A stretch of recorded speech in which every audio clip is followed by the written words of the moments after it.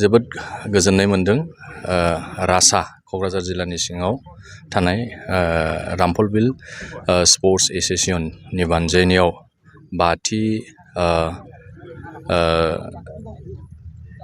Inter club football league 2025 बेखौ बिथांमोना दिनैनिफ्राय बेखेवदों। बे बेखेवनायाव आंबो बाहागोदारि जानो मोननानै जोबोद गोजोननाय मोनदों। दा फुटबलखौ लानानै बा गेलेमुखौ लानानै रासा जे स्पर्ट्स एस'सिएशन रामफलबिल बिथांमोना थांनाय गोलाव समनिफ्रायनो हाबाफारि मावबोदों। गेलेनाय बिथिंजों बा गेलेमु बिथिंजों ओनसोलनि जे लाइमोनफोरखौ गेलेनाय बिथिङाव आखा फाखा खालामनो थाखाय आरो सासे सुबुं सम्पद दानो थाखाय आरो ओनसोलखौ फुटबलनि गेजेरजों बा गेलेमु बिथिंनि गेजेरजों जारिमिन सोरजिनो थाखाय बिथांमोना खामानि मावबोदों आरो दिनैबो बिथांमोना मोजां अर्गानाइजेशननि गेजेरजों बेबायदि मोनसे जोंनो नैबे मोनसे परिबेसखौ होफैनो हादों। दा आङो बेखौनो खावलायनो सानो बा जोंनि बे फुटबल गेलेगिरिफोरखौ बा जायफोर अर्गानाइजारफोर बिथांमोनखौ आङो खावलायनो सानो मोजां गेलेनायनि गेजेरजों सासे मोजां फुटबलार जाहैनो हायो। डिसिप्लिनखौ जाय फुटबलनि डिसिप्लिनखौ जाय नेम निथिखौ पालन खालामनानै गेलेनो हायो बेयो सासे जाफुंसार जाहैनो हायो बेखौ जों नुबोदों। जोंनि गेजेरावहाय बा जोंनि ओनसोलावहाय मोनसे जिनिसखौ आङो नुबोदों। जाय जिनिसा जाहैबाय जोंनियावहाय जे मोनफ्रोमबो आसामनि सिङाव गुबुन गुबुन जिल्लाफ्रा बेबायदि माखासे लिग खुङो। सुपार डिभिसननिफ्राय लानानै डिभिसन लेभेल बा ए डिभिसन बि डिभिसन बेबायदि लिग खुङो आरो दिनै जोंनि क'क्राझारावबोहाय जों नुदों बा रासायाबो बेबायदि माखासे इन्टार क्लाबफोरखौ लानानै लिग खुंनाय। नाथाय बियो नैबे सिजन मोनसेखौल' जोङो खुंनायखौ नुदों। जायनि गेजेरावहाय माखासे बांसिन जोंनि मानानो जोंनि गेलेगिरिफ्रा माने ओरैनो थायो। बेवहाय जोंनि प्लेयारफोरा नांगौ रोखोमबां माने बेवहाय गेलेनो सम होयैयाव बा जोंनि अर्गानाइजारफ्रा बेखौ कन्टिनिउवास माने 12 मान्थ खुङैनि थाखाय जोंनि गेलेगिरिफ्रा माखासे मान्थ गेलेनानै बेवहाय ओरैनो थानायाव जों नुदों। जायनि थाखाय जोंनिफ्राय माखासे जिहेथु जायफोर स्टेमिनार गोनां बा जायफोर दिनै फुटबलावहाय स्किल गोनां बिथांमोनहाबो बे समसिमल' गेलेनानै बिथांमोनहा माखासे मानाव ओरैनो थायो। जायनि थाखाय जोंनि प्लेयारफ्रा नांगौ रोखोमां बा साक्सेसफुल बा सासे प्रफेसनेल फुटबलार जाहैनायखौ जोङो नुजोबनो थाङाखै। जायफोर सासे सानै जादों बिथांमोनहा गावसोरनि नाजानायनि गेजेरजों सासे सानै बिथांमोनहा मोजां क्लाबावहाय गेलेनायनि गेजेरजों दिनै ओंखारनो हाबाय बर'फोरनि गेजेराव। नाथाय बांसिन गेलेगिरिफोरखौ जोङो दिनैहाय गेजेर खन्द'आव जायफोर माने 16, 17, 18 इयार्स जाबाय बिथांमोनहा एसे एनै गेलेबाय आरो बिनिफ्राय जोङो गोजौ लेभेलाव थाखोआव थांनाय गेलेगिरि नेसनेल लेभेल इन्टारनेसनेल लेभेलाव सहैनो हानाय गेलेगिरिफोरखौ जों नुनो मोनाखै। बेवहाय जोंहा माखासे लिकिंसफोर दङ।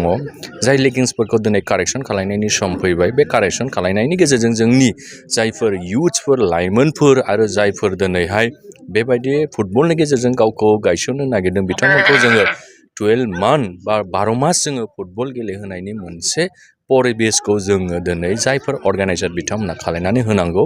अब्ला फैबाय थानाय समाव जोंनि ओनसोलनिफ्रायबो मोजां फुटबल गेलेगिरि नेसनेल इन्टारनेसनेल लेभेलावहाय जायगा मोनहैनो हागोन जोंहा फोथायनाय दं। दिनैनि थारिखाव जों नुदों मिज'राम, मणिपुर, नर्थ इस्टआव होननानै बुङोबा मिज'राम, मणिपुर मोनसे दिनैहाय पपुलेसना बिराद खम। नाथाय बिथांमोननिफ्राय ओरैबायदि माखासे फुटबलारफोर ओंखारबाय दिनै स्पर्ट्सआव दिनै ओंखारबाय बिथांमोना दिनै इण्डियानि नेसनेल टीमावनो दिनै मिज'राम मणिपुरनिफ्राय दिनै दिनै बिथांमोना जायगा लायो। दिनै 145 कौटि सुबुं दङ इण्डियाआवहाय। दा बेनि गेजेराव मोननै स्टेटनिफ्राय दिनै ओरैबायदि मोनसे दिनै नेसनेल टीमाव फुटबलावहाय भारतनियावहाय दिनै बिथांमोनानो आधा जायगाखौ लाखायो। अब्ला दिनै जोङोबो बर'फोरनि गेजेराव बर'फ्राबो दिनैहाय जे फुटबलजों सोमोन्दो थानाय गेलेमुजों सोमोन्दो थानाय जोंनि ब्लाडआनो अब्ला जोंबो निस्सय जों खालामनो हायो।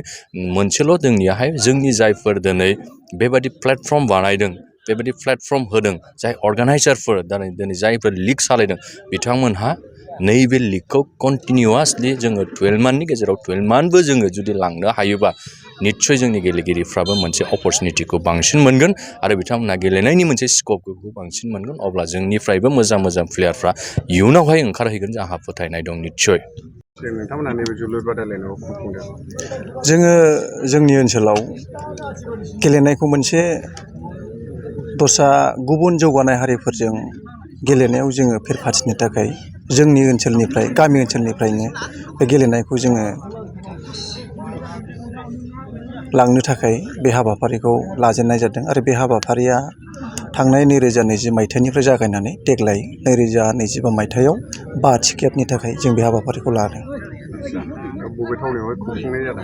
जोङो बेखौ जोंनि रामफलबिल आन्सलिक ओनसोलनि सिङाव थानाय नैबे खोला आफलागाव गेवलां गेलेग्रा फोथाराव बे हाबाफारिखौ लादों। जोङो सम आरो बोथोर नायनानै फोथारखौ जोङो उनाव सोलायनायनिबो माखासे सिन्था खालामदों। मोनबेसे हान्जाया बाहागो लादों? गासै जोंनि देग्लायनि बे 5थि खेबाव मोनसे जारिमिनारि फुटबलनि जावरिखांनाय हिसाबै जोङो लानांगोन। मानोना बेवहाय गासै मोन 24 गामिनि क्लाबफोरा बेवहाय बाहागो लादों। जोङो खुब गोजोननाय मोनदों आरो गासैबो रायजो राजा आरो गासैबो गेलेगिरि बिथांमोनजों बा बिथांमोननि मददजों जोंनि बे देग्लायनि 25थि इन्टार क्लाब फुटबल बादायलायनाया मोजाङै मोजां जाफुंथों एबा जाफुंगोन जों बेखौ आसा खालामदों। सानबेसे खुंफुंगोन बायदि? जोंनि ओरैनो फिक्सार बायदिबा जुदि बे खेलायावनो बे फोथार मोनसेयावनो सामलायबाय थानाय जायोबा गासै जोंनि खेलाया मोन 84था जायो आरो बेखौ जोङो सानसेयाव मोननै खेला होयोबा बियो गासै 40 साननि थाखाय हाबाफारि।